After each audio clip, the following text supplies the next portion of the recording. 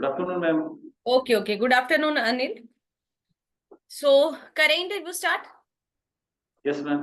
Okay okay okay. आप बताइए मेरे को, अगर आप इंटरव्यू के लिए जाते हो तो एट दैट टाइम अगर आप आंसर करते हो तो उसको इफेक्टिव कैसे बनाओगे और अपने आप को कैसे रिप्रेजेंट करोगे?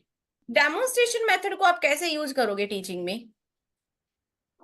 सर मैम डेमोस्ट्रेशन मेथड ये मतलब डेमोस्ट्रेशन मेथड होता है जिसमें हम कोई भी प्रैक्टिकल को इम्प्लीमेंट करके दिखाते हैं, किसी चीज का डेमो दिखा के देते एग्जाम्पल उसमें बताइए, बताते कोई हैं। भी एग्जाम्पल बताइए।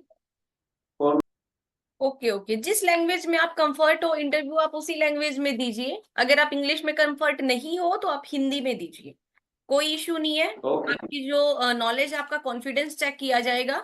तो जरूरी नहीं है कि आप इंग्लिश में बोल रहे हो तभी आप इफेक्टिव हो गए, बिल्कुल नहीं। नेक्स्ट बताइए, describe the data storage and transmission risk in E business. Ma'am, जो डाटा स्टोरेज होता है मैम उसको बिजनेस में हम इस पर्पज से सेव करते हैं कि भी जो हमारा बिजनेस का सारा रिकॉर्ड है वो हमारा प्रॉपर रहे, कोई भी किसी प्रकार की कोई भी डाटा लीकेज ना हो मैम, या उससे रिलेटेड हम उसको स्टोरेज करके रखते हैं। Okay okay. जो टीनी इसलिए इसको यूज किया जाता है बैंक स्टेटमेंट के कुछ टाइप आइटम्स करके। बोल रही हूँ तो उसके अंदर आपको बताना है मेन हेड में क्या आएगा और सब हेड में क्या आएगा। Okay. Okay. Propose dividend. Propose dividend ma'am ये लायबिलिटी साइड में आएगा मैम, और ये हमारी करंट लायबिलिटी में आएगा। ओके।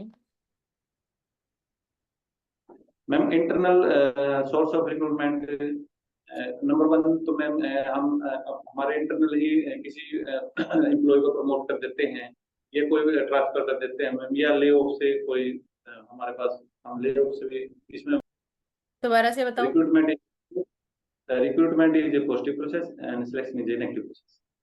ओके। डेलीगेशन को डिफाइन कीजिए। आवाज नहीं आई, सॉरी। डेलीगेशन को डिफाइन कीजिए।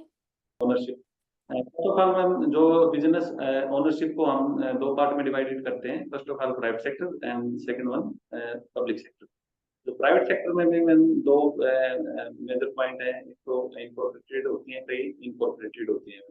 जो इनकॉर्पोरेटेड होती है इंडस्ट्री होते हैं जो होते हैं जैसे प्रोप्राइटरशिप होगी, हिंदू हिंदू जॉइंट फैमिली होगी मैम, और हमारी सोसाइटी होगी मैम, और जो इनकॉर्पोरेटेड जो कॉर्पोरेटेड होती है मैम जैसे जॉइंट वेंचर हो गया मैम, और जो हमारी जॉइंट स्टॉक कंपनी होगी मैम, और जो हमारा पब्लिक सेक्टर है मैम उसमें भी जो इनकॉर्पोरेटेड और कॉर्पोरेटेड दो टर्म है मैम। इनकॉर्पोरेटेड में जैसे डिपार्टमेंटल अंडरटेकिंग आ गई मैम, और जो कॉर्पोरेटेड है मैम उसमें स्टैट्यूटरी कंपनी और गवर्नमेंट कंपनी होती है मैम। तो इनको डिस्क्राइब करना है।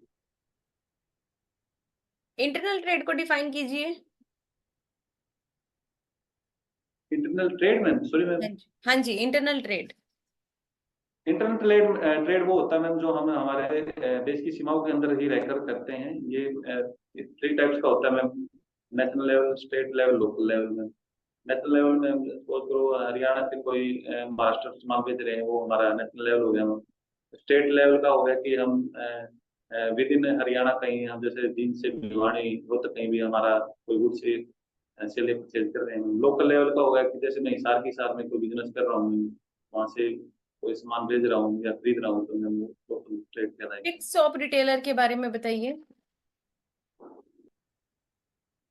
Fixed shop retailer ma'am, fixed shop retailer वो होते हैं जिनका एक मैम उनकी खुद की शॉप होती है मैम, और उसमें उनकी खुद का बिजनेस करते हैं। जैसे शॉपकीपर हो गया मैम, किराना की शॉप होगी, जो उनका परमानेंट शॉप होती है मैम, वो फिक्स्ड शॉपकीपर कहलाएगी। सिमेटिक बैरियर कौन से बैरियर होते हैं कम्युनिकेशन में?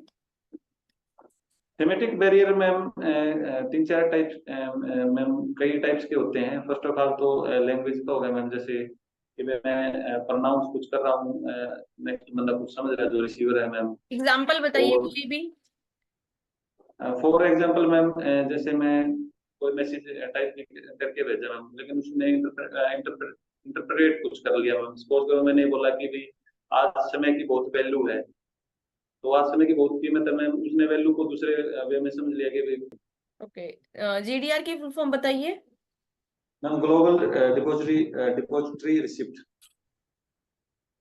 कुछ मिस्टेक थी, और जैसे कि मैंने पूछा था आपसे, ये सिमेटिक बैरियर के बारे में मैंने पूछा था कि इसका एग्जांपल बताइए। तो इसका एग्जांपल आप ऐसे बोल सकते हो डायरेक्टली, जैसे कि हमारा जो डीआर हम लिखते हैं, अगर कॉमर्स का स्टूडेंट है तो वो डीआर से समझेगा डेबिट, और अगर वो अदर फील्ड का स्टूडेंट है तो डीआर से समझेगा डॉक्टर।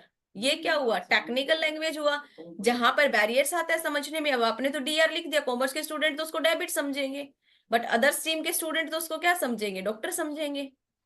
ठीक है, तो ये प्रॉब्लम्स आती है इस तरीके से।